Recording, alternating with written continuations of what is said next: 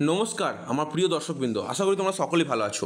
SBMCM স্কলারশিপের তোমাদের অনেক বৃহত্তর প্রবলেমগুলো নিয়ে আজকের সমাধানের ভিডিও। মন দিয়ে শেষ অবধি ভিডিওটা দেখো, সমাধান করছি একের পর এক।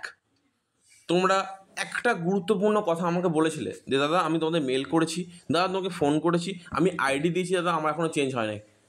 আরে বাবা, এটা কি মগেল মুল্লুক নাকি? তুমি আমাকে দিয়েছো আজকে, তুমি কালকে চেঞ্জ হয়ে যাবে? এত সহজ বিষয়? এত সহজভাবেই তারা এসবিএমসিএম স্কলারশিপে কাজ করে? আমি বললাম না দাদা, আমি রিকোয়েস্ট করেছি, অর্ডার তো করতে পারি না, তাই না? রিকোয়েস্ট করছি, তারা আস্তে আস্তে করবে। এটা কেন বুঝতে পারছো না যে as per the order number 4869 financial year finance depend all the SBMC existing applicant who have their bank account outside West Bengal and the required to the open the bank account is branch under the judicial। এই যে প্রবলেমটা, এটা অনেক ছাত্রছাত্রী করে রেখে দিয়েছ। অনেকের পাঞ্জাব ন্যাশনাল ব্যাংক আছে, বাট সেই পাঞ্জাব ন্যাশনাল ব্যাংকে টেক ওভার করেছে অন্য কোনো একটা রাজ্যের ব্যাংক। ওকে, সেইখানে তখন কিন্তু রাজ্যের ব্যাংক অ্যাকাউন্টের কিন্তু অনেক সময় দেখা যাচ্ছে যে ওইখানকার অ্যাড্রেসই অ্যাপ্লিকেবল হচ্ছে, তখন কিন্তু এসবিএমসি পোর্টালে প্রবলেম হয়ে যাচ্ছে।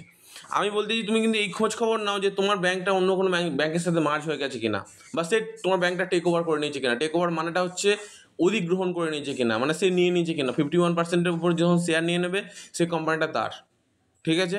যেমন মুকেশ আম্বানি কিছুদিন আগে তোমার এসবিআইয়ের কিছু শেয়ার হোল্ড করে নিয়েছিল, 12% না 13% মতো শেয়ার হোল্ড করে নিয়েছিল। এটাকে হোল্ড করা বলে, নট অধিগ্রহণ। যখন 51%-এর বেশি শেয়ার যখন মুকেশ আম্বানির কাছে চলে যাবে সেটাকে অধিগ্রহণ বলে। এটা কেন বললাম?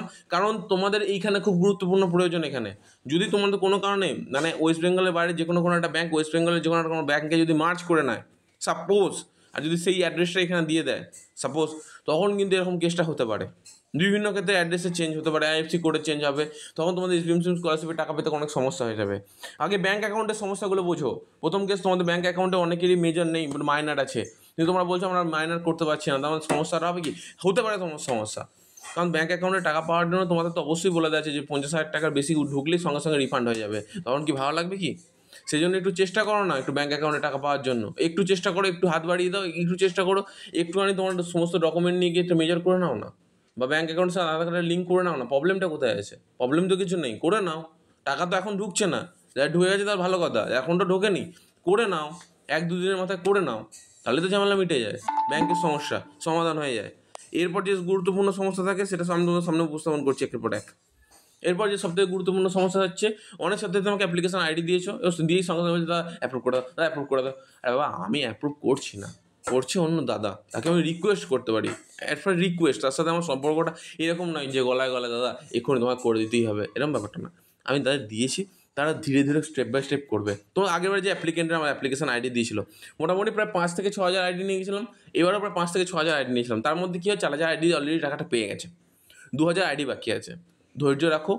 আর একটা কথা বলি, যে সমস্ত ক্যান্ডিডেট রিজেক্টেড আছে, মেনলি রিজেক্টেড, তাদের উদ্দেশ্যে আমি বারবার বলছি, রিজেক্টেড ক্যান্ডিডেট যদি তুমি ঠিক মতো করে তোমার অ্যাপ্লিকেশান বা প্রত্যেকটা জিনিস যদি সেলফ ডিক্লারেশন ঠিক মতো করে আপলোড না করে থাকো, কোনো কারণে যদি একটু এদিক ওদিক হয়, বারবার বলছি কিন্তু, আর ব্যাঙ্ক ডিটেলসের প্রত্যেকটা ডকুমেন্ট যদি তোমার রিজেক্টেড আছে তাদের যদি ঠিকঠাক না করে থাকো, নামের বানান যদি ঠিক না থাকে, তোমাদের কিন্তু টাকা পাবে না। আমি বারবার বলছি, রিজেক্টেড ক্যান্ডিডেট মেনলি একটুখানি প্লিজ ক্ল্যারিফাই করে নাও, কারণ প্রত্যেকটা ক্যান্ডিডেটের আমি ক্ল্যারিফাই করেছি, কোনো সমস্যা নেই, কিন্তু রিজেক্টেড ক্যান্ডিডেটদের ক্ষেত্রে কিন্তু সমস্যা হতে পারে, কিন্তু সেখানে ভালোভাবে কিন্তু শো করছে না।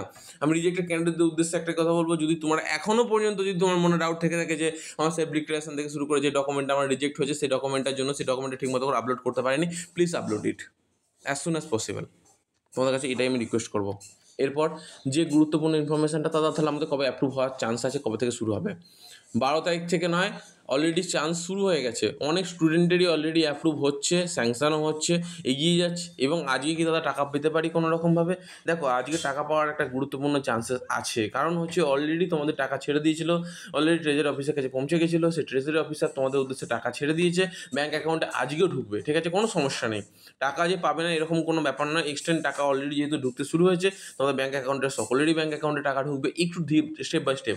ধরো এখন বাঁকুড়া ঢুকছে, বিকালবেলা পুরুলিয়া ঢুকছে, রাত্রিবেলা হচ্ছে ধরো বাঁকুড়া ঢুকছে। টাকা ছেড়ে দিলে তোমার নির্দিষ্ট টাইমে ঢুকে যাবে। অনেক সময় কী হলো, ক্লেম মেসেজ পর্যন্ত আসবে না তোমাদের ব্যাঙ্ক অ্যাকাউন্টে, বাট এক্সটেন্ড টাকা ঢুকে গেছে।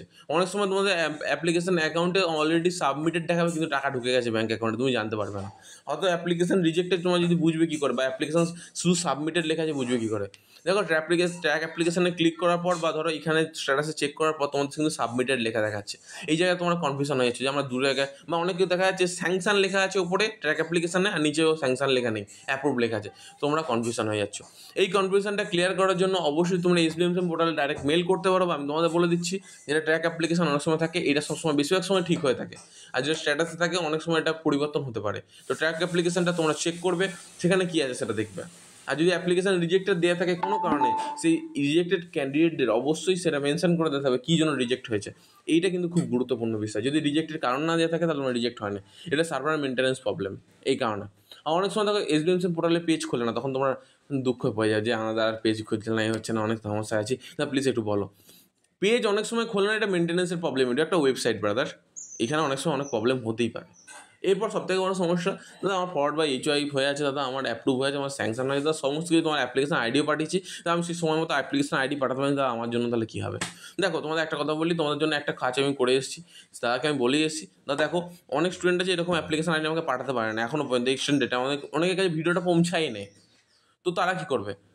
অ্যাপ্লিকেশন আইডিগুলো আমাকে পাঠিয়ে দাও, আমি মেল করে দেবো দাদাকে, যার সাথে মেল আইডিতে আমার কথা হয় মেল করে দেবো, সে আস্তে আস্তে চেষ্টা করবে। আশা করি তোমাদের বুঝতে পারলাম, পুরোপুরি তোমাদের ব্যাপারটা বোঝাতে পারলাম। যদি চ্যানেলটা ভালো লাগে থাকে একটা সাবস্ক্রাইব, একটা লাইক, একটা কমেন্ট করে দিও, কারণ এটা খুবই গুরুত্বপূর্ণ ভিডিও তোমাদের জন্য। তো ভালো লাগলে সাবস্ক্রাইব করে দাও, রাখলাম, হ্যাঁ। আর যদি কোনো প্রবলেম এখনও পর্যন্ত হয়ে থাকে, একটা অবশ্যই